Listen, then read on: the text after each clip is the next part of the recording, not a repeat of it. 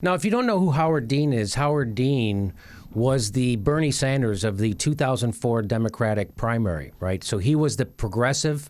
He used to often say, I'm from the Democratic wing of the Democratic Party. It was like, wow, because the Democrats had become such corporatists under Bill Clinton and Al Gore, and then Hillary Clinton became a senator and voted for the Iraq War, and her whole mission was to find Republican things that she could get put into legislation. I'm not kidding.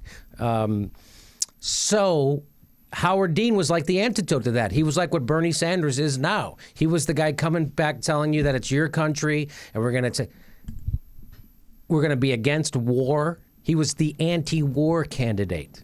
That was Howard Dean. And Howard Dean said this. He said this back then. If you want young people to vote in this country, and if you want the 50% of adults over 30 to vote in this country that don't vote, that do not vote in today's election, then we had better stand for something, because that's why they're not voting. And that was Howard Dean in 2003. Now let's remember what happened in Vermont, where Howard Dean is from. He's a superdelegate for the Democrats. What are superdelegates? So when George McGovern won the Democratic primary in 1972 to run against Richard Nixon, and then he lost in the worst landslide in American history, the Democrats got scared. They didn't want that to happen again. They didn't want a progressive to ever get control of their party again and be the nominee. So they put in all these rules. One of them is that there's going to be super delegates. There's regular delegates when people vote in Democratic primaries, then you get delegates. But there's also these appointed delegates like Howard Dean, because he's a big shot in the Democratic Party. He gets a vote. He gets a super delegate vote. I've seen some stats that say one super delegate vote is worth 10,000 regular person votes.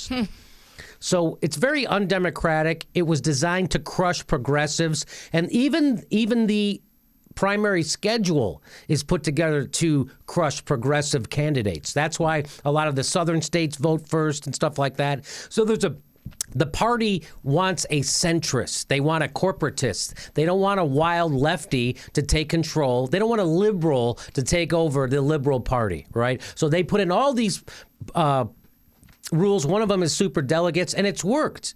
So now Howard Dean is a super delegate, and he's from Vermont. Now you look in Vermont, Bernie Sanders won Vermont 86% to 13%. Hillary Clinton wasn't even a viable candidate, meaning she gets 0 delegates in Vermont. Look at that. 86% to 13%, 16 delegates to 0, 86% to 13%. That's amazing in Vermont. Turns out Howard Dean, the superdelegate from Vermont, was talking about how he's not going to give his superdelegate vote to Bernie Sanders, even though Bernie Sanders won with over 8 out of 10 voters in his own state. In fact, a woman tweeted to him, Governor Howard Dean, your superdelegate vote goes to Hillary no matter what. Way to represent the people. Bernie Sanders will make a great prez in spite of you. Howard Dean then tweeted back, superdelegates don't represent people. I'm not elected by anyone. I'll do what I think is right for the country. And you can just substitute Howard Dean for country. I'll do what I think is right for Howard fucking Dean, because that's what he's doing. So what happened to Howard Dean is that he became an insurance lobbyist. What? Yes. He's working for a big law firm, and he works in the public policy wing of the law, which is code word for lobbying, right? Also, you know who works? He's working side by side with Newt Gingrich in that same firm. So, yes, so he's done a lot. So he's also done lobbying work for the pharmaceuticals.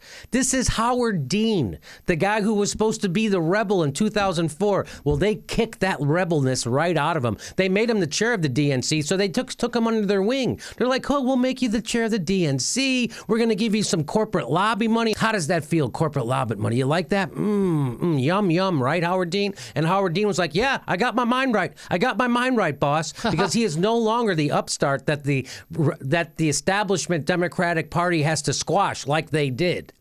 He's no longer the guy. He's part of them now. He's taken the money. He's tweeting out I am not representing anyone. He's bragging that a representative of the Democratic Party doesn't represent anybody.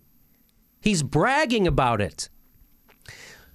Doesn't that sound a little bit gross and antithetical, suppressing the will of the people in favor of the will of super elite members of a party? That sounds, I don't know, antithetical to being a Democrat and to democracy in general. So I tweeted that out. This same tweet I tweeted, and I just said, holy fuck. That was the only tweet. I retweeted Howard Dean's tweet, and I said, holy fuck, and guess what he did to me? He blocked me. What? Howard Dean blocked me for retweeting his tweet and saying, holy fuck. That's all I did. He blocked me immediately because the last thing he wants to hear is from a non-bought, non-corporate news guy telling him the truth about who he is. Because who he is a sellout. And in fact, so here's my tweet. And I took a screenshot. I got a screenshot of his tweet and I posted it. And I said, here was the retweet that had me saying, holy fuck, and made Governor Howard Dean immediately block me. Not kidding. So then somebody tweeted to that. This guy named John Amenta tweeted, here's another person I used to follow and admire, but just like Paul Krugman, he has shown his establishment colors. Wow. Howard Dean then retweets that tweet with me in it and says, John, you could show some tolerance for people who don't share your opinions. Disagreement doesn't mean we are sellouts. Yeah, this isn't a disagreement.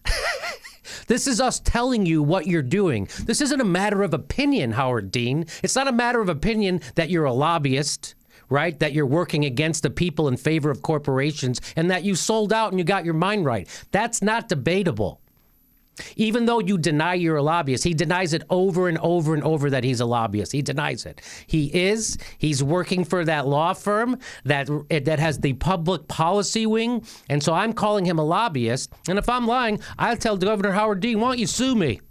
You fucking lobbyist, sellout. You can block me on Twitter, but you can't block me in the world. Look, we're still doing the story about you. And a lot of people are going to see this.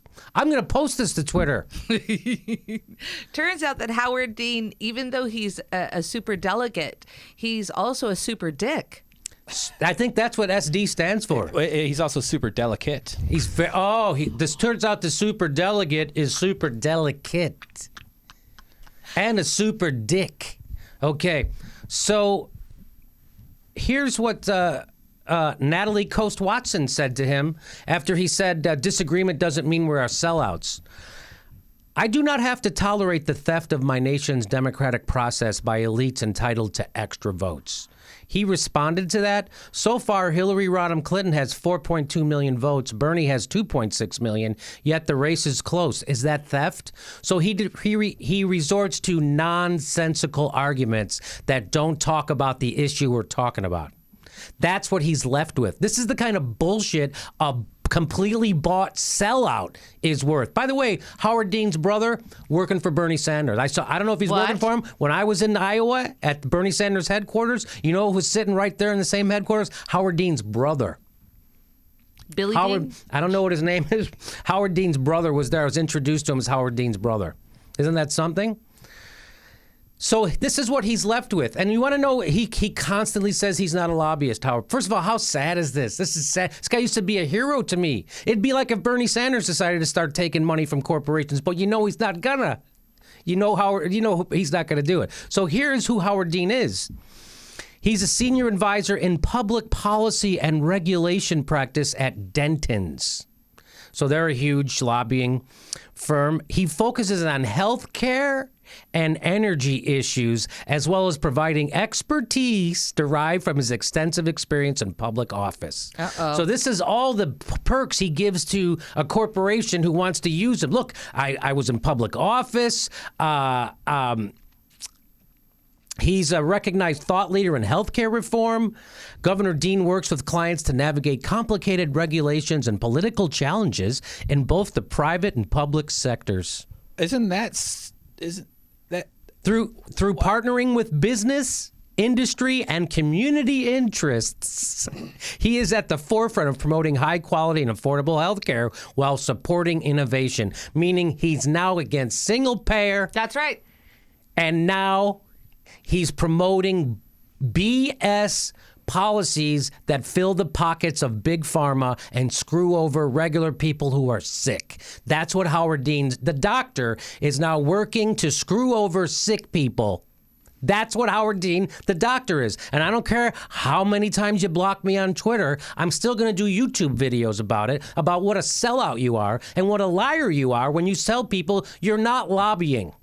Because you are lobbying. And this is what's wrong with the Democratic Party, Howard. People are sick and tired of corporate stooges like you who will sell out your soul, your integrity, and your spine to the highest corporate bidder. And you'll sell the country down the shitter. And we're sick of it, Howard. And that's why I'm making this video. And that's why I'm going to tweet it at you every day for a year. And guess how many people are going to see it? And guess how many people already know that you're a sellout? We're going to find out.